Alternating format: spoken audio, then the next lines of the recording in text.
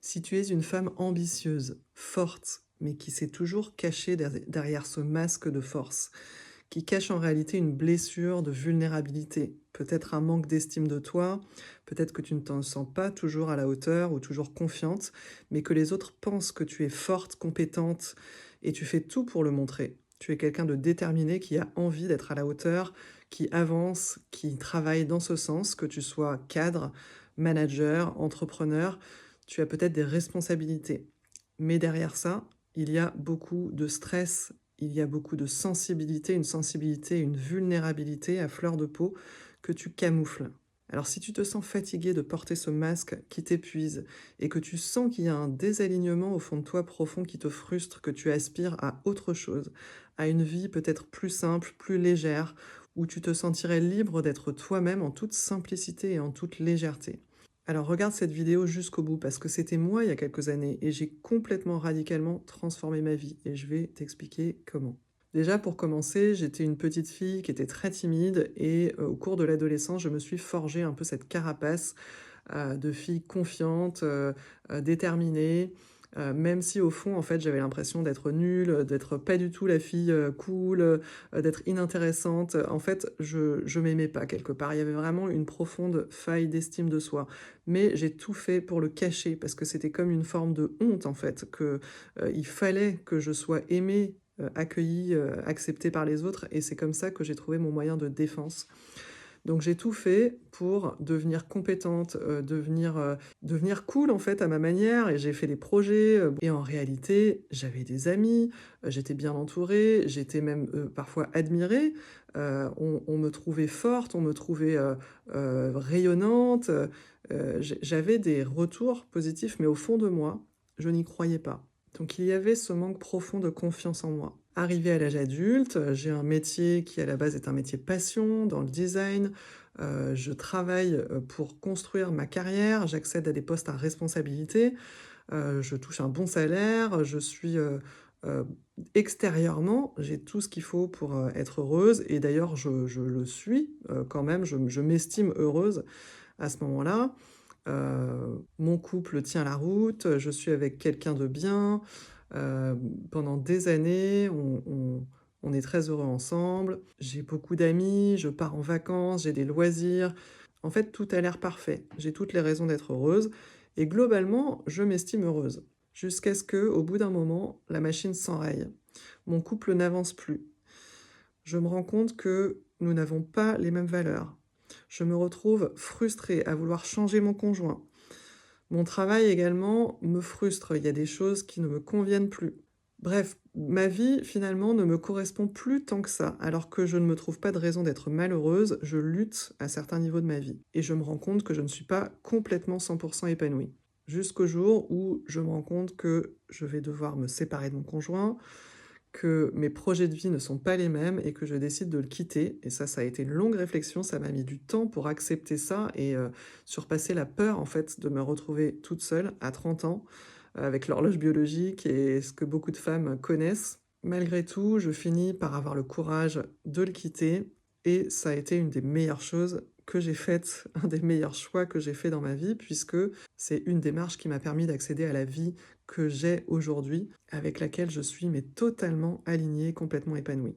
Étant une jeune fille qui avait cette, donc comme je l'ai dit auparavant, cette faille d'estime d'elle et que je souffrais beaucoup de mes émotions, car à l'époque je ne savais pas ce qu'était l'hypersensibilité, on en parlait beaucoup moins qu'aujourd'hui, donc je cherchais des solutions pour apaiser mes émotions, pour apaiser cette souffrance en fait que je ressentais par rapport à l'impression d'être moins bien, de n'être, pas à la hauteur, de me sentir finalement peu aimable.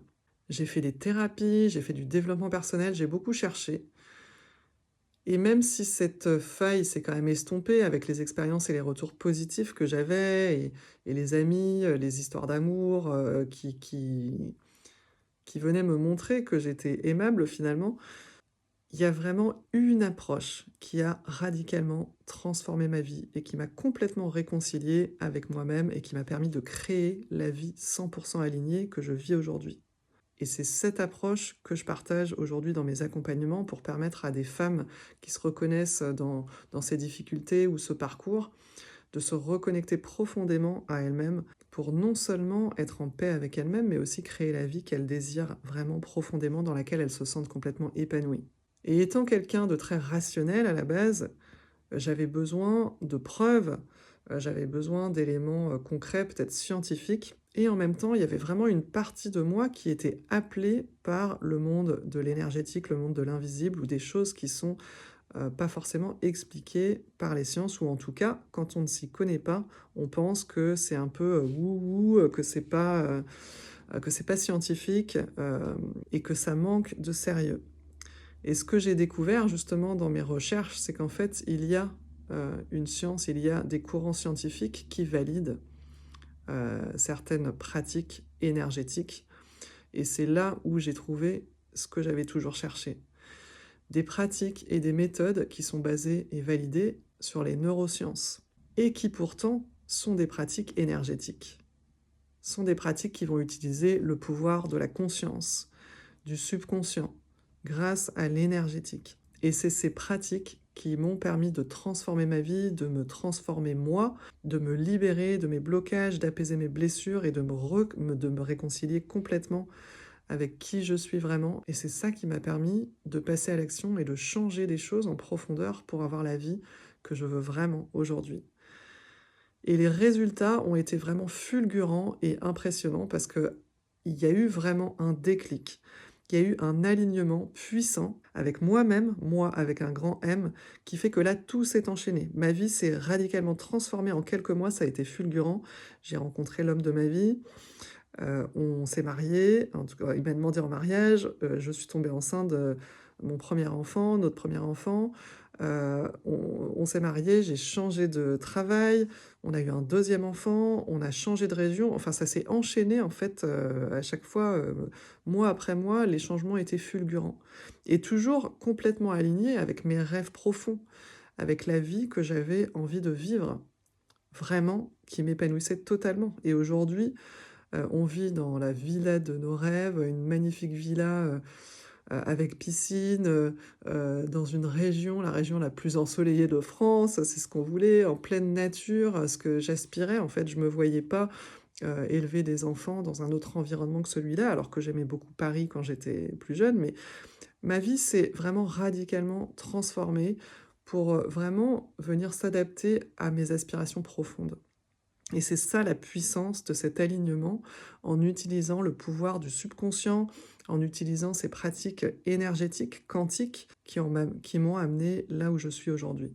Alors, si aujourd'hui tu te sens frustré et que ta vie n'est pas totalement celle que tu voudrais, que tu vis beaucoup de stress, d'émotions et que tu ne sais pas comment forcément les gérer, qu'elles reviennent malgré tout ce que tu as peut-être déjà essayé, peut-être que ce serait le moment d'essayer une nouvelle approche. Et si ce que je viens de te partager résonne pour toi, si ça te parle, et si tu as envie d'essayer cette méthode pour te reconnecter profondément à toi, et enfin apaiser toutes ces blessures ou toutes ces émotions, pour te reconnecter à toi et trouver la paix, la sérénité, la joie, l'alignement qui te permet de créer la vie qui t'inspire à 2000%, sans pression, de manière fluide. Alors envoie-moi un message en privé. J'ouvre quelques rendez-vous, offerts chaque mois, donc si tu veux en bénéficier, dis-le moi en commentaire ou dis-le moi en message privé et je reviendrai vers toi dès que possible.